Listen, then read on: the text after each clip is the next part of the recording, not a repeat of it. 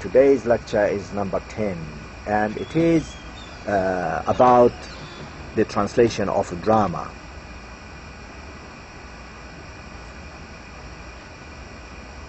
Again, as I said in previous lectures, you should, by the end of this lecture and by the end of studying this lecture and doing all the exercises you are required to do with regard to this lecture, you should be able to understand and show understanding of the concept of drama translation. And of course you should be able to translate, some types of drama or plays, so hopefully by the end of this lecture you would be all right with regard to this particular literary text. What we are going to do today, I'm going to explain to you what we mean by drama, and then we will be talking about the translation of a drama, and we will take Shakespeare's plays as or Shakespeare's plays as central texts, and then we would hint at how to translate a song, whether it is for the radio or for the stage, and we'll give you some practicals to do this. Now first, what is a drama? What is meant by drama? A drama is the specific mode of fiction represented in performance. It means performance. The term comes from the Greek word action. Drama means action, means to perform, means to do, means to act. You stand up, you act, you do, perform. You perform what? You perform a fiction or a story or event or whatever. It's a plot. You perform a plot. Now this is what we mean by a drama: performance, acting, doing. And the word drama originally came from the Latin word meaning action. Now the structure of dramatic text, unlike any other forms of literature,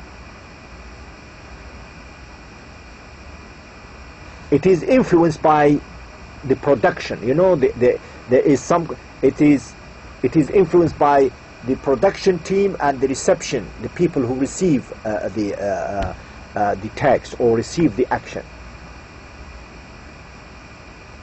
And drama originally, not originally, but what really matters to us here, modern tragedy, Hamlet, for instance. Hamlet is an example of a drama or a play or a drama, or it was written in 1601.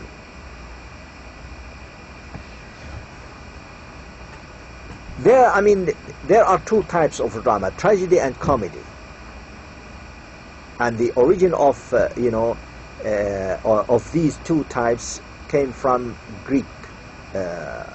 So they are symbols of the ancient Greek muses, Thalia and Melpomene. Thalia was the muse of comedy, the laughing face, while Melpomene was the muse of tragedy, the weeping face. In other words, there was a comedy and there was a tragedy. A comedy is supposed to make you laugh, and a tragedy is supposed to make you cry. This was in the Greek time. Now, again, it's now the meaning of a drama has slightly changed nowadays, especially when it comes down to when we see all these plays and series on TV. Drama in this sense refers to a play that is neither a comedy nor a tragedy. You know, in this narrow sense that the film and the television industry and film studies adopted to describe drama as a genre within their respective media. Sometimes they say, well, this movie is a drama, or that series is a drama. So this concept of drama is not the same concept of, you know, the concept used in the Shakespearean time, or in the Greek time. You understand? Because, you know, the concept changes according to, you know, time and history. But drama is often combined with the music and dance. The drama in opera, for instance, is generally sung throughout. Musical generally include both spoken dialogue and songs.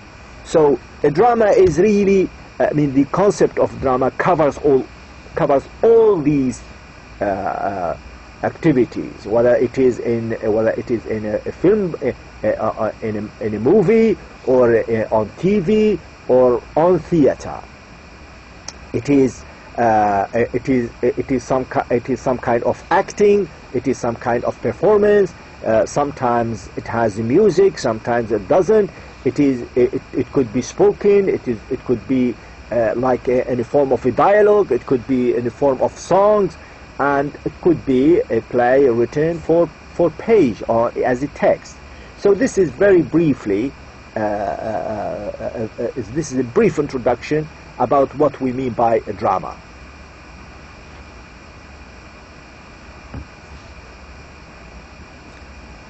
Now there are many types.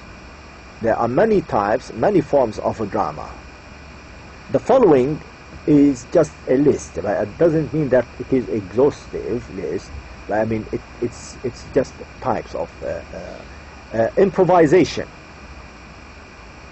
Like, for instance, at school in the UK, for instance, they say, okay, today who can come up and improvise and tell us a little story for 1 minute.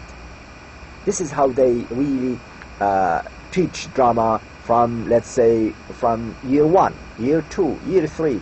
Can you come out and act for 1 minute? It gives the students the confidence. It gives him the opportunity to speak, to perform, to build this confidence and to learn. And I mean, we can do it at home. Why don't we do it at home? Come, my son, come, my brother, can you, for instance, stand there and tell me what happened today or at school? Can you act out in a funny way or in a tragic way? So you can really practice this improvisation. You can really role play. Role play, students are given a particular role in a scripted play. After rehearsal, the play is performed for the class, school, or parents. So role play form. At the end of the term or at the end of the year, parents go to schools to attend, for instance, a goodbye party or a graduation party. And there is a kind of role play drama or something like that. So this is another type of a drama. Children use only facial expressions and body language to pass on a message, script to the rest of the class. So they, mimic, he's mimicking and so on. Masked drama. The main props are masks. You cover. Children then feel less inhibited to perform and overact while participating in this form of a drama. Now, when you put a mask on your face, whether you are a child or an adult, you don't feel scared or shy or embarrassed from really acting. So this is another type of drama. It helps. And there is another puppet plays. Children use puppets to say and do things that they may feel too inhibited to say or do themselves. you know, they use sometimes if you have children or brother and sisters, and you've got these toys, and they play with them. You know, you do this, you do that. It's like a kind of trying to act, trying to perform. Now, the whole idea of saying what I'm saying is to give you a message that when you are translating a drama, you need to take into account all these types. How are you going to translate this type of drama or play? You know, so you need to understand all these forms of a drama first, and then let's move to another point. Then you ask yourself, okay, how am I going to translate the drama? Okay, what now the main problem that theater translation scholars and practitioners are confronted with is the definition and subsequent position of the dramatic text. In other words, whether the play is primarily a literary genre or textual sign of the larger theatrical system. Now the question you ask yourself, is the drama or is the play, is it a dramatic text, or is it just a literary genre?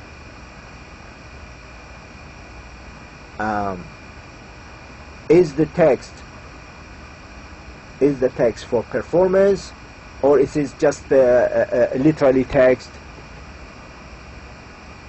You need to ask yourself, this text you are claiming that it is a play, is it for performance or is it for page? In other words, do you want me to translate it for the theater to act out or to perform, or you want me to translate it for people to read? You need to ask yourself.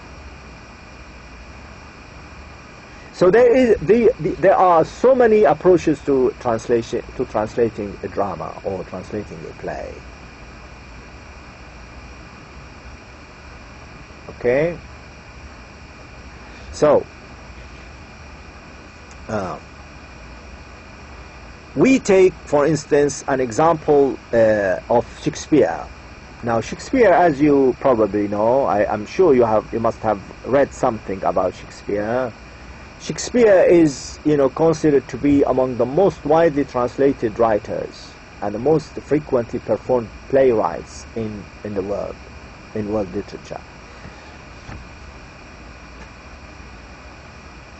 He is really considered to be the best, because if you study English and you haven't studied Shakespeare, it means you haven't studied the English literature, and you learn a lot from him. We'll have some examples of his writing, but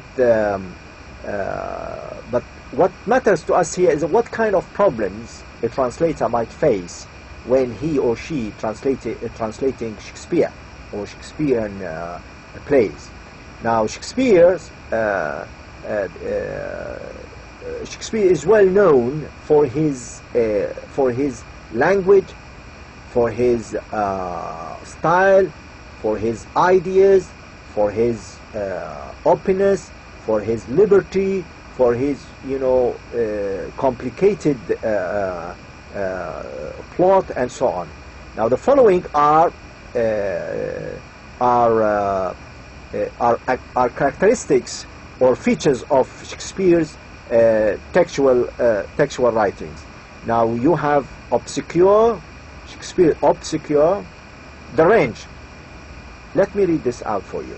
The range of technical problems that the translator of Shakespeare may be faced with is quite formidable, is quite unbelievable, including, as they do, the many textual cracks, Shakespeare's obscure, cultural and intertextual allusions, means references.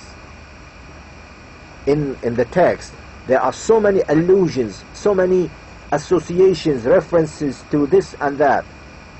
his archaisms means he uses Old English and neologism.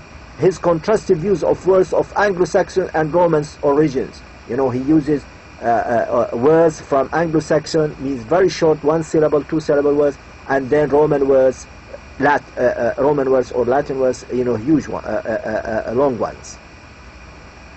His use of homely image, mixed metaphors, and iterative imagery, the repetition of thematic keywords, the personifications, Shakespeare's pun, ambiguities, and so many forms, so many forms of linguistic components, linguistic elements, cultural elements, stylistic elements or stylistic features, semantic dimensions, associations. So you really need to be aware of all these,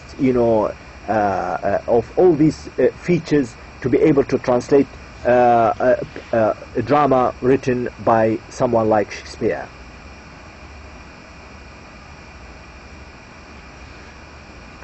Now I have chosen here an example of Shakespeare's play. It's called The Merchant of Venice. How are you going to translate this excerpt from Merchant of Venice, Act 3, Scene 3? Now, are we going to translate it for page or for stage? So you need to ask yourself.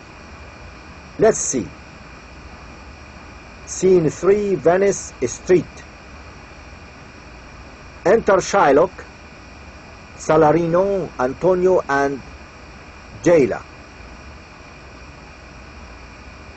Shylock and Antonio. To give you an idea, Shylock is a Jewish rich person. Antonio borrows money from Shylock, but unfortunately he cannot pay him back on time. Now, and Antonio is taken to prison. Now Shylock, what he says, Jailer, look to him, tell not me of mercy. This is the fool that lent out money gratis. Jailer, look to him. Antonio, what he says, hear me yet, good Shylock. Now Antonio in jail, and Shylock is, saying to him what he has said. Now, how would you translate this into Arabic? And I've given you A, B, C, and D. Number one, Al-Murabi, because Shylock, he asked for interest on the money he lent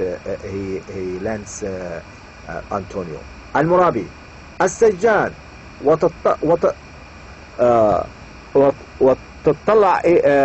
ونطلع إليه وسلم يقول ليس لي من رحمة، وهذا هو الأحمق الذي أفترض من دون مقابل المال. السجان والنظر إليه.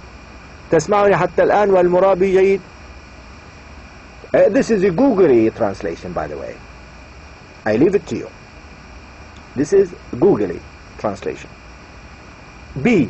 Shylock, أيها السجان انظر إلي لا تسألني الرحمة، هذا هو الأحمق الذي اقترض المال بدون فوائد. أيها السجان انظر إلي. أنطونيو، اسمعني يا شايلوك الطيب. سي. شايلوك، انظر إليه أيها السجان ولا تطالب مني أن أرحمه، هذا الذي اقترض المال بدون مقابل. يا سجان انظر إليه. أنطونيو، على رسلك يا شايلوك الطيب. دي. شايلوك، يا سجان انظر إليه لن أرحمه، فهذا الذي استدان المال بدون مقابل. انظر. أنطونيو، لم تسمعني بعد يا عزيزي يا شايلوك. Now which one would you go for? Remember, are you translating text for text, or text for page, or page for page, or you are translating for stage? It means to be performed. You need to be aware of this. All right? So this is an example of how to translate a play. Now I would like, now if you want to translate a song from English into Arabic or from Arabic into English, how are you going to translate a song like this into English? Are you going to translate it for the radio, or for the stage, or for the page? Now, how would you translate the following Arabic song into English? Would you translate the first part of the song below A, B, C, D, or something else? The song says, I don't know whether you have heard of it. غسل وشك يا قمر بالصابون وبالحجر وينك يا قمر غسل وشي مشط شعرك يا قمر بالمشط الحلو مكسر وينك يا قمر مشط شعري. Now this is the song. How are you going to translate this colloquial song, into English? Would you translate it? A, wash your face, moon, with some soap and stone. Where are you, moon? I am washing my face. B, have you washed your beautiful face, my moon? Have you washed it with some soap and stone? Where are you, my cheeky moon? I'm washing my face. Wash your face, little moon, with soap and with the stones. Where are you, little moon? Washing my face. Wash your face, sweet love, with soap and stone, with the hay and the hoe. Where are you, sweet love? Washing my face with the hay and the hoe. Now I leave it to you, which is the most appropriate translation to that song. Okay? Now, you need, in addition to the linguistic and cultural translation of the song, the content and the form, the translator needs to work on the translation of the style. You need to think of the style. Now this is a song in Arabic. Can you make it a song in English and be sung and acted and performed? And the style, would you be able to translate it in a style that be acceptable to an English reader? So you need to be aware of the archaic, the dialectical or the idiosyncratic features of the writer, to be able to translate it into English and achieve equivalence in English, communicative purpose, good style, and good effect and impact on the reader. Now I have this exercise at the practical A. Translate the following into Arabic. Use your creative ability in your translation. So this is an example of the same play. I would like you to translate in a style that is fit for a page, not for the theater. Just translate it, but make it really good.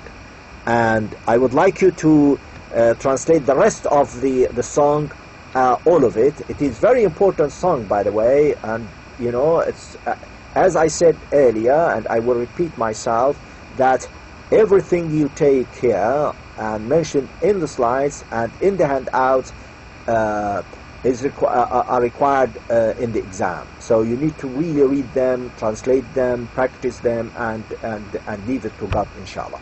Do your best and leave it to Allah subhanahu wa ta'ala. Okay? And so I wish you all the best, and thank you very much indeed. Thank you, and see you inshallah next seminar or next lecture. Assalamu alaikum.